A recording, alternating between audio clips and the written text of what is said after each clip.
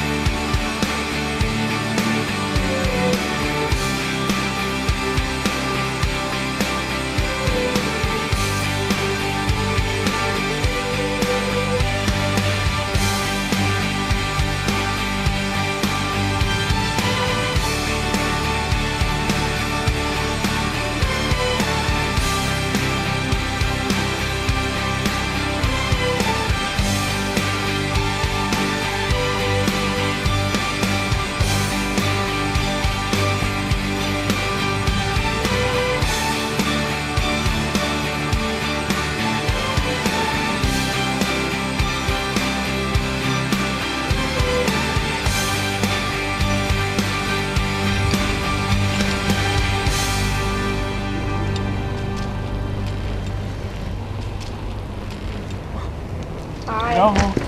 Hej. Da pa ide to do Frankova? Ja, ti? Ja, počakaj malo pa idemo skupaj.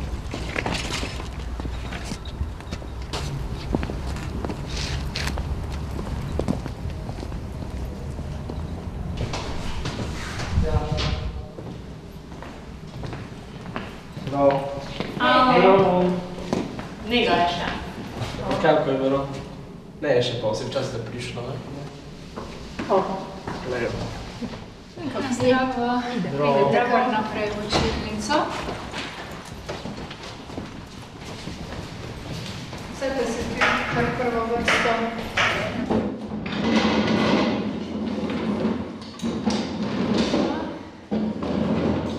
Dobro. Štirje ste bili izbrani, ker lahko sodelujete v enem projektu v okviru Erasmusa. Tu gre za ene mednarodne izmenjave. Naša šola sodeluje z eno najpomembnejših šol v Bruslju, kjer so otroci teh najpomembnejših evropskih funkcionarjev. Poučujejo pa kar v 9 različnih jezikih. Kako je pa za plačati? Vsi štirje lahko pridobite štipendije, ki vam bo krila vse stroške, ampak je seveda en pogoj, narediti morate seminarsko nalogo z naslovom Evropski parlament in pozitivne spremembe v vsakdanjem življenju državljanov Evropske unije. Te pa mi tako nemamo šans. Zakaj pa ne? Ja, kaj ne vidim spolnika tako fejs pozitivnega v Evropski uniji, tako... Kako ne, pa skupno valuto imamo, pa pač meje več njega. Ja, to je pa ne igriči stresa, ne? Pa kako pa imaš prost pretok blaga, pa delovne sile? Pa promet, pa hrana, pa ne vem, varovanje narave. Pa roaminga več njega. In recimo financiranje iz evropskih skladov. Ja, ker sem precej starejši od vaju, mi najprej pride na pamet to, da lahko brez ovir potujem preko meje. Včasih ni bilo tako. Imam v žepu evro. Če sem kot študent potoval do Pariza, sem moral imeti 5 valut, da sem lahko v vseh državah plačeval. Kasneje, ko sem bil pa podjetnik, sem moral pa s kamioni na carino, sedaj pa vem, da vsi trgujejo brez, da bi kogarkoli vprašali, enostavno se dogovoriš za posel, pošlješ robo in za njimi račun in pride na tvoj račun. Tako da veliko stvari je pozitivnih, ki jih ta skupna Evropa ponuja.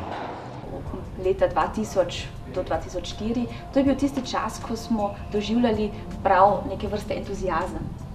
ker mlada država v bistvu je uspela se osamosvojiti, je postala država kot država in je potem se odločila za to, da se pač približa in vstopi v Evropsko unijo. To je bilo, mislim, to je bil zame osebno en čas, ki je seveda edinstven, ker to se zgodovinsko ne dogaja zelo dostikrat. In jaz mislim, da takrat so se ljudje dejansko zavedali tega, da je to en dosežek. Postati član Evropske unije je dosežek. Zdaj so se pa vsi tako malo navadili na to in v tem trenutku, ko se pač na nekaj lepega navadiš, si pač malo zdolgočasen, takšni smo ljudje. Govorimo o enotnem trgu, to se pravi naša država, izjemno lepa, na katero smo zelo, zelo ponosni, je nekako postala en del velike evropske družine, kjer ima skoraj 340 milijonov ljudi enotno valuto, to je evro, kjer je seveda 500 milijonov ljudi, no malo niha v samo članstvo v Evropski uniji. Pa to je kar nekaj. Meni se zdi dobra priložnost. Ja, meni tudi. Dobro, ko te poiskali? Jaz bi te pretok blaga pa pretok ljudi. Kako bi komentirali to odločitev avstrijske vlade, da so znova spostavili nadzor na notranjih mejah Schengena? To je pač enostavno poteza populizma, s katero se soočamo vse povsod, čedalje bolj, in demokratične sile smo pač trenutno dejansko pod pritiskom, da ohranimo tisto, o čem smo mi prepričani, da je prav. In zame je prav, da imamo te svobode, zame je prav, da trgujemo brez meja, ker je to pač baza za našo blaginjo. Meni je to izobraževanje fajn zanimljivo. Naravno, još mi odmah na prvu pada na pamet Erasmus program, Erasmus Plus za mlade, razmjena stajališta, razmjena tema, interkulturna razmjena i tako dalje. Erasmus program je program Evropske komisije, Evropske unije, skozi katerega so na voljo finančna sredstva za podporo mednarodnega sodelovanja na področju izobraževanja in usposabljanja. Znotraj teh aktivnosti lahko posameznik, tako dijak, učitelj, odide v tujino po izkušnje in lahko vse tam naučeno in iz te svoje izkušnje pridobi stvari, ki so mu lahko v korist tako na strokovnem področju, kot tudi v življenju na splošno.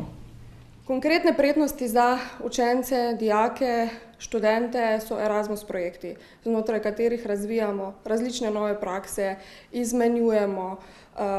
Največja prednost zagotovo pa mobilnost, torej prehajanje naših dijakov, študentov, naših učiteljev v druge države članice, izmenjava, torej prihod tujih študentov v naš šolski sistem je nekaj, kar bogati naše znanje, je nekaj, kar je izredna dodana vrednost in kar 14 000 študentov je do zdaj že potovalo znotraj teh programov, ki jih namenja Evropska komisija za to. Bredi, ti pa ga pogledaj Schengen pa skupno valuto. Okay. Pa ti? Ne bi ti škodilo, če bi ti malo kdaj poglednila, kot ti drugi sem tako serverajo na plat. Nekaj vsako mi samo tako brvleš, pa nikaj ne pogledneš. Znaš? Ti pa ta tvoja negativnost. Kaj misliš, ko si najbolj pameten? Veliko stvari, ki so za nas pomembne, se v resnici odločajo v okviru Evropske unije in prav je, da bolj vemo, da smo s tem seznanjeni in da se tudi pravočasno vključimo v debato. Sedaj poteka debata o tem, kaj bo financirano po letu 2020, se pravi od 2021 do 2027 in sam prav spodbujam tako kmetice, tiste, ki so zadolženi za regionalni razvoj, da moramo danes ugotoviti, kaj bomo takrat počeli, kako bomo ta denar najbolj izkoristili, da bomo od tega imeli čim večje efekte. Lej, kaj pa če bi vsi nekako k tome pristopili, pa bi vseh zornih kotov to napravili skupaj? Sicer te menja mogli še malo prepričati v to, ali okej. Lahko probamo, ne? Tako pač tudi je. Navadili smo se na to, da imamo demokracijo, navadili smo se na to, da imamo volitve, navadili smo se na to, da se lahko svobodno izražamo. In to je tudi prav. Mislim, to ni nekaj, ko se moramo bati, da bi jutri minilo. Ampak so pa drugi ljudje za to odgovorni in to se smatram jaz kot političarka, da se te zadeve enostavno ohranijo in naprej razvijajo.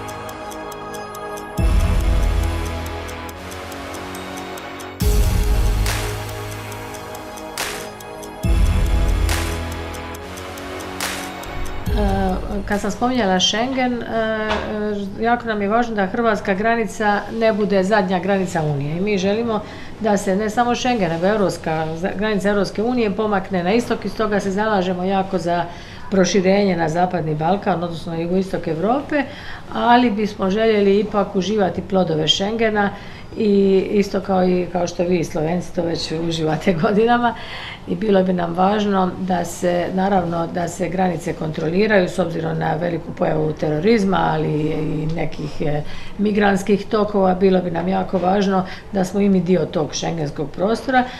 Gre za problem zadnjih 2-3 let in tu sta v bistvu na preizkušnji dve svoboščini.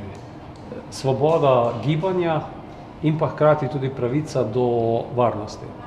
In to je bila ta ocena v teh po eni strani migrantskih tokovih, po drugi strani pa terorističnih stvareh, ki so se zgodile, da so se v nekem trenutku naši sosedje Avstrijci pa tudi Nemci odločili, da uvedejo te začasne preglede na meji.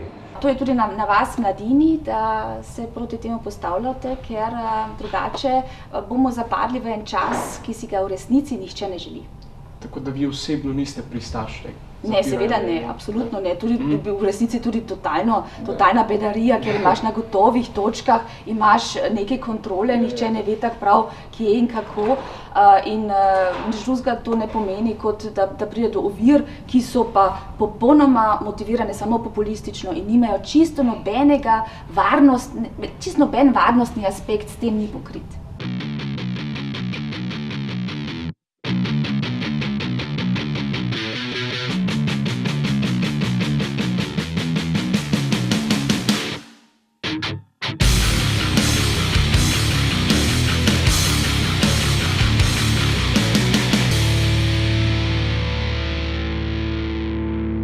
Sam poskušam, poleg tega, da sprejemamo poslanci zakonodajo kot osnovne naše delo, povezati to, kar vidim kot primere dobrih praks po Evropi in bi jih lahko adaptirane prenesli v naš prostor. Tako delam na 2 projektih. Prvi je Zavezništvo za mlade, kjer v okolju, iz katerega izhajam, v Posavju, povezujemo starše, osnovne šole, srednje šole, občine, obrtna zbornica, gospodarske zbornice, podjetja, obrtnike, da se čim bolj poveže gospodarstvo in pa izobraževanje. Tu mislim, da je pri nas velik problem. Nemško govoreče države, kot so Avstrija, Švica, Nemčija, so tu najboljše, cela vrsta je vajeniških programov gor in v tem smeri poskušam vplivati in mislim, da smo kar uspešni v Posavju, ker imamo zdaj že prve vajeniške programe in pa odlično sodelovanje na tej ravni. Jaz upam, da vse, karkoli počnem, imam v bistvu v mislih pozitivno spremembo za družbo na splošno in za Evropsko unijo. Jaz mislim, da je Evropska unija kot takšna nekaj, kar nas vse skupaj, kako bi rekla, politično spravi na drug nivo, kot če smo samo posamezne države.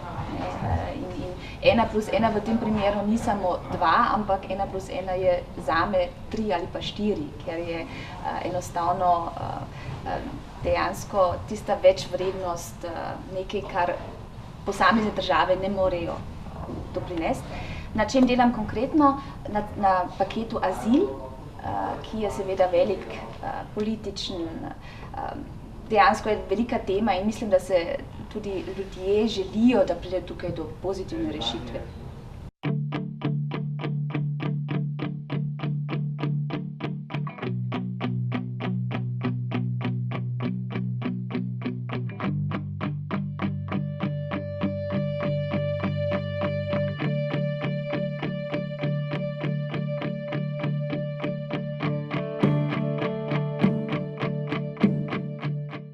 In ena taka najbolj Pomembna zadeva, ki se je nam zgodila zaradi vstopa v Evropsko unijo, je določitev omrežja Natura 2000.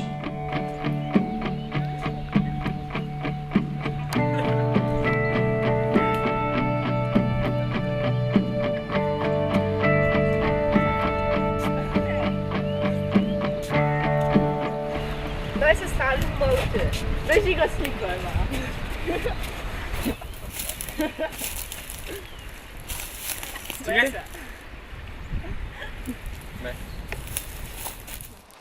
Joj, kaj dobra slika. Ja, ne?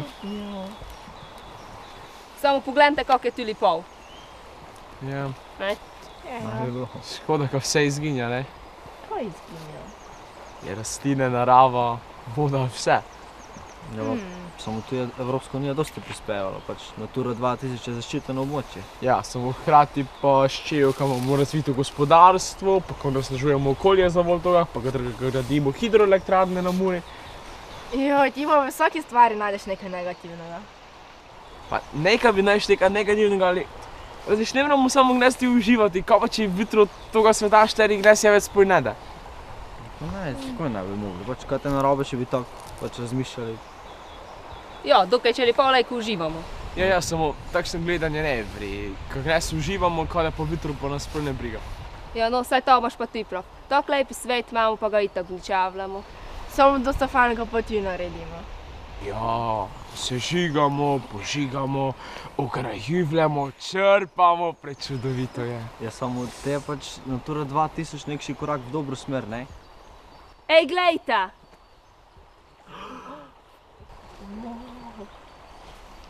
Pa bi lahko povedali kaj več o Naturi 2000? Seveda, to je omrežje, ki se razteza prav po vseh evropskih državah.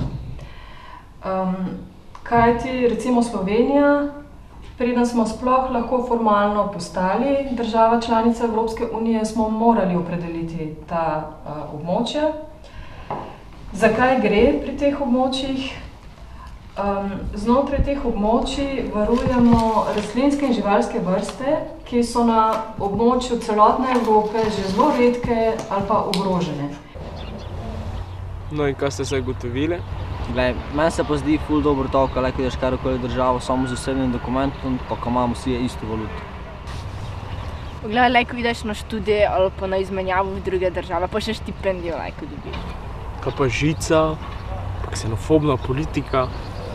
Zagotovo ni prijazna ta meja za nikogar takšna, kot je, ali je primerna ali ne.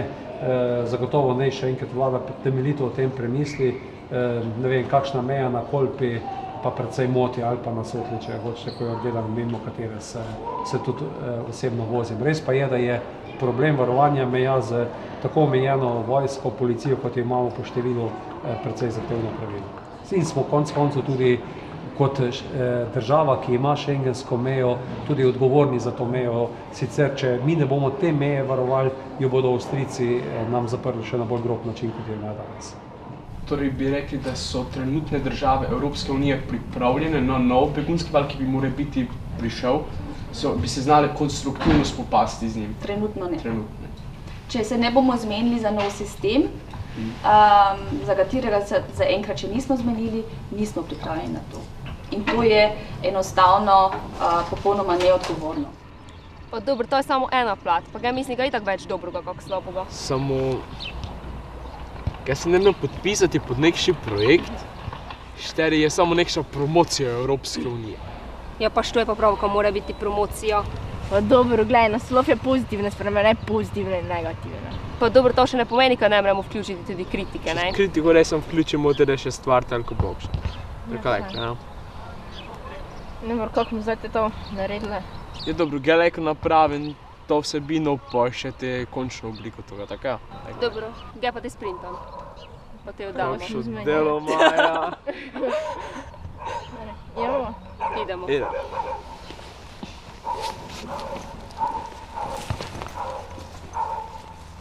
Kakšna pa je izkoriščenost sredstev iz evropskih skladov? Ja, moram reči, da je potrebno veliko aktivnosti za to, da se sredstva res počrpajo, da so razpisi pravočasno objavljeni, da se animira tudi gospodarstvo za to, da se na te razpise odzove. No in v zadnjih 3 letih, kot rečeno, veliko razpisov je bilo dejansko že objavljenih, vključno z letošnjim letom planiramo, da bo kar preko 700 milijonov tako objavljenih kot večina tudi počrpanih. Glede na to, da imamo časa še do leta 2020, mislim, da teh 100 milijonov, dobrih 100, ki jih je še za počrpati še v naslednjih potem 2 letih, 19 in 20, da to res ne bo problema.